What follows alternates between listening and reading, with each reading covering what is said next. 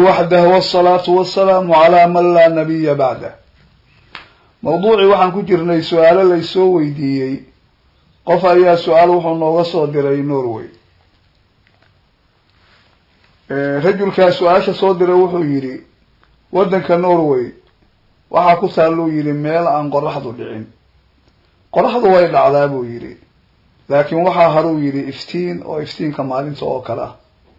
aniga su'aashaydu waxa weeye dadka meesha degan iyay ku raacayaan afurka iyo suxuurta ma waxay raacayaan Norwayda gudaheeda hadii la eego meesha ugu dhow miyay raacayaan mase meel kale ay raacayaan الجواب جواب كسائلك waxa weeye horta marka ugu horeysa Ilaahay Quraanka aayad gudaheeda wuxuu ku cadeeyay suuratul baqara marka soomka la bilaabayo waqtiga soomka la bilaabayo iyo soomku waqtiga uu ku dhamaanayo hadii la eego maalinta Ilaahay uu cadeeyay Ilaahay wuxuu yiri wa kulu washrabu hatta yatabayyana lakum al-khayt al-abyad min al-khayt al-aswad من الخيط الأسود من الفجر ثم أتموا الصيام إلى الليل إلهي وحيري أصدقوا كهر لهايا حلق هبين كرمضان مركز الجوغو أما حتى هبين أيو إلهي وحيري أنا أعب إلهي إلا لغا جهل وابري إلا واغو إذن كغبريو وحنعونا وحنعب ثم أتم الصيام إلى الليل صوم كدميستر إلى هبينك لغا جارو marka qaybta hore Ilaahay wuxuu ku sheegay marka qofku uu cunada iyo cabitaanka uu ka istaagayo habeennimadii inay ka bilaabanayso fajrka waa bariga hadii la gaaro qofku marka soomkii baa la gudalo waxba ma cunayo soomka noocaas ah ee la diiday inuu wax cuno fajrka laga bilaabo intee buu sii soconaya thumma atimmu siyama ila al-layl soomka dhamaystira ilaa habeenka laga gaaro dhamaystira sidaas Ilaahay weey marka aayadaas marka waxay cadeynaysaa maalinta adigu aad soomayso ama ha yaraato ama ha badnaato mar hadii wax habeen la yiraahdo uu jiro la heli karo in la doonayo fajrkii laga bilaabo ilaa gabalku uu ka dhaco inaad soomto oo aan waxba cunin ka in laga doonayo marka saailka asaga su'aashiisa marka waxa ku jiray marka hore hadalka wuxuu ku bilaabo oo yiri Norway waxa ku sugan meel qorraxdu aanay dhicin hadana warkii uu ka sii noqdo wuxuu yiri qorraxdu way dhacdaa laakiin waxa haruu yiri iftiinka maalinta lamida oo kale marka sida hadalkiisa ka muuqata meesha uu sheegayo qorraxdu waa ay dhacdaa laakiin wuxuu sheegay markay dhacdo ka bacdi iftiin aad u daran marka inuu taagan yahay oo waxa weeye sidii maalintu ay cadeeyo kale ay u cadahay awalan horta marka hore waxaan sheegaynaa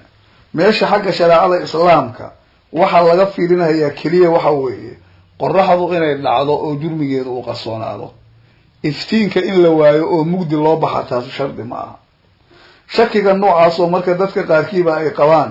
walowba masaladan si gaar ah aan uga hadli doono oo wadankan hadda laga hadlayo ama wadamadan reer galbeedka waxa weeye looma baahna mugdi in la gaaro mesela hatta hadda Afrikada joogta laftigeeda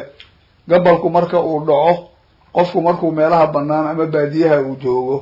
marka ugu horeyso qorraxda iyo muuqalaysa ay dhacdo dhulku aad buu iftiimaya isla markaaba wada furaysa maqribkii waa la gaaray salaadiina waa tukanaysa arrin noocaas oo kala mar nabiga la weydiiyay marka yaani ay dhacday waxa jiray xadiis Bukhari iyo Muslim ay ka wariyeen saxaabiga Abdullah ibn Abi Awfa la yiraahdo ibn Abi Awfa saxaabigaas wuxuu yiri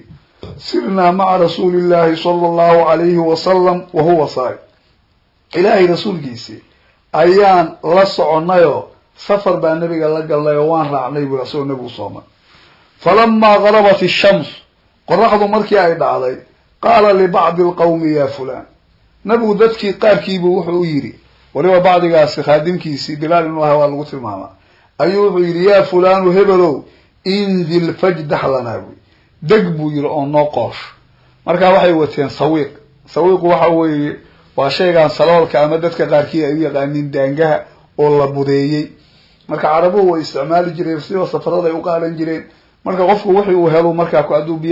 biyo uu ku darsanayo biyo ama ku qooshan jiray ama caano hadba wixii uu haysto marka dago wuxuu yiri sawiiqi noo qoosh faqala ya rasuul allah law amsayt marka wuxuu ku ilaahi rasuulkiisiyo hadii aad habeensan lahayd hadaa si fiican u qabal dhacsan lahayd iftiinkii baa wali u muuqanahay qala inzil fajdah lana wuxuu yiri nabigu deg buu yiri oo noo qoosh buu yiri qaala inkii haddana waxa weeye nabigu amarka uu siinayay saxaabigii su'aalkan u soo celiyay wuxuu yiri inna calayka nahaaran buu yiri nabiyow dushaada waxa ah buu yiri oo ku dul saaran maalin baa ku dul saaran buu yiri iftiin aad u daran buu arkay qaala inzil fajdah lana nabigu amarkiibu ku soo celiyay wuxuu yiri deg buu yiri oo sawiiqa noo qoosh marka meesha laga degayo la dawaab baa la saaray dadka hor ku baa la isticmaali jiray qaala fa nazal hadithka marka waxa ku sugnaa marka waa uu degay sawiiqiibu u qoosh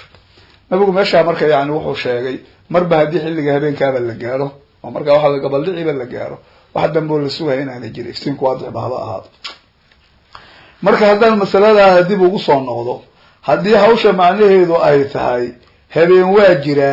laakiin iftiinkii baa iska muuqanaya habeenkaasna uu yahay habeen lagula imaan karo acmaasha lagama maarmaanka ah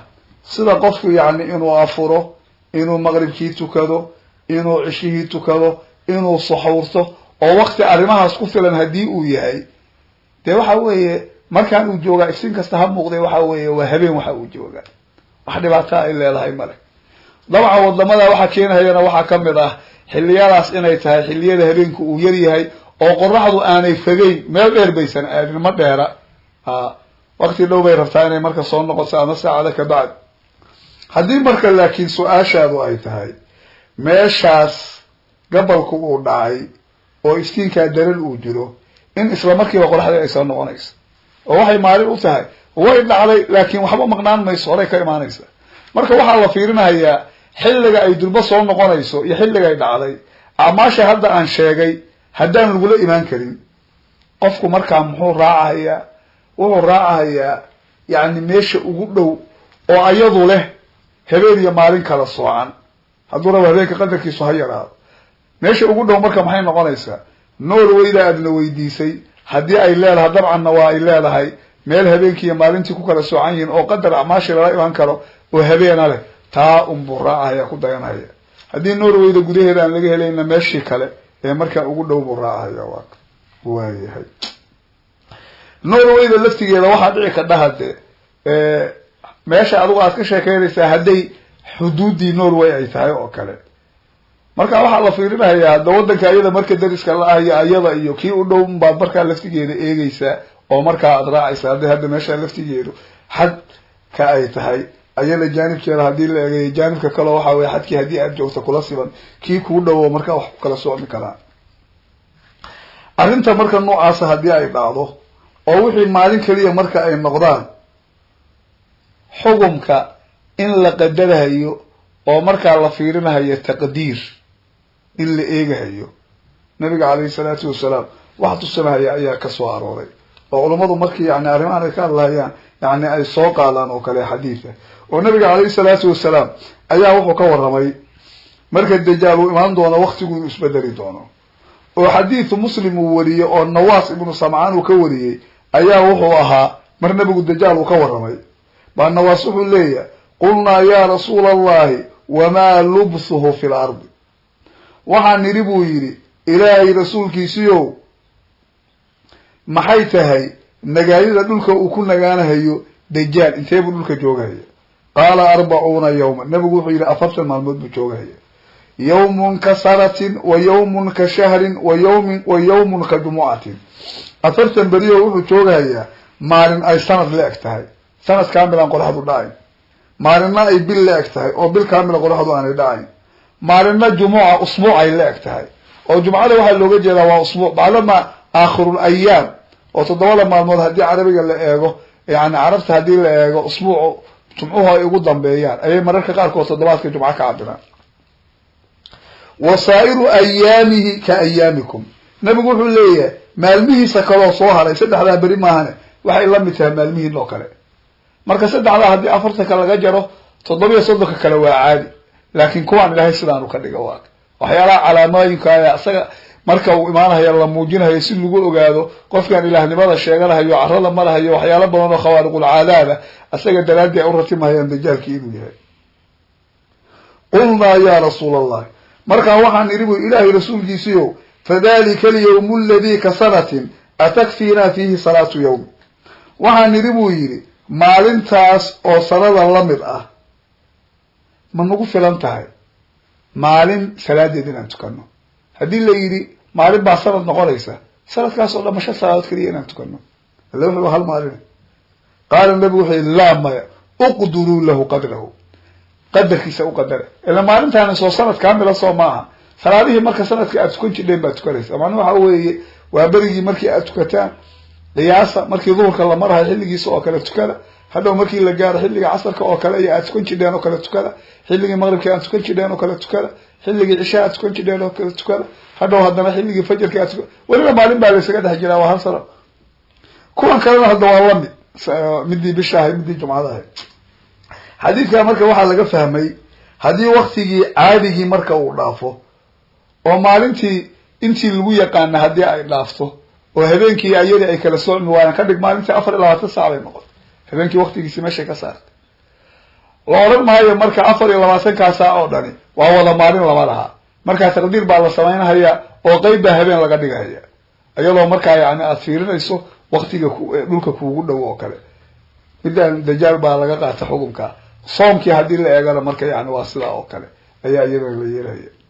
marka adiga masaladaada hadda marka yaani aad weydiisay sidaas ay marka yaani xukunkeedu uu noqonayo